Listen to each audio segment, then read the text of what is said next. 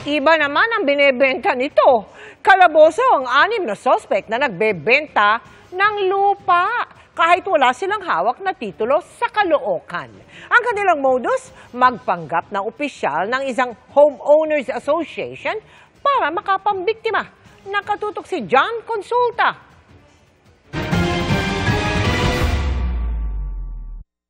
Pagkaabot ng mark money, kumilos na agad ang mga tauhan ng NBI Organized and Transnational Crime Division.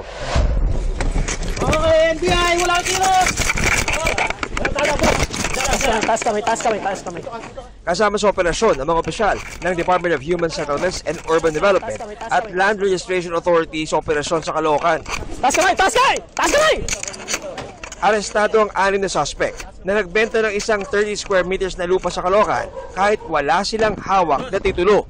Ang modus daw ng grupo, nagpapakilala silang opisyal ng isang homeowners association saka nagbebenta ng lupa sa isang property na wala naman silang titulo. Ang benta nila ay yung 30 square meters ay 270,000 pesos. Yung property, naka-register pa rin doon sa original owner. At yung original owner, luhay pa naman. At sinasabi niya, wala naman siyang inauthorize na ganung tao.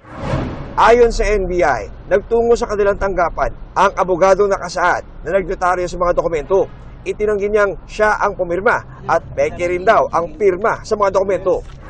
Ayon sa NBI, di bababa sa 100 ang nabiktima na ng grupo na lahat na benta ng lupa gamit ang mga peking papel. May mga nakatayo na bahay doon.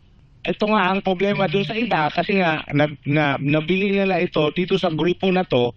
Magiging questionable ngayon yung pagmamayari nila nung nabili ng property kasi yung nagbenta sa kanila, hindi naman yun yung may-ari ng property.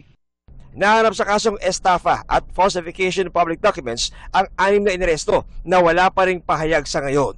Paalala ng NBI sa mga bibili ng lupa. Isa sa red flag nito, no, makikita mo kasi yung pagbibenta kasi ng lupa medyo mura yung presyo. Pag may nag-offer sa iyo ng ganyang lupa, i-check mo sa Register of Deeds kung ito ba ay kanino nakapangalan itong property nito. Pag itong property nakita mo nakapangalan sa ibang tao at ibang tao ang nagbebenta sa iyo, red flag na yun. Para sa GMA Integrated News, John Consulta, nakatutok 24 oras.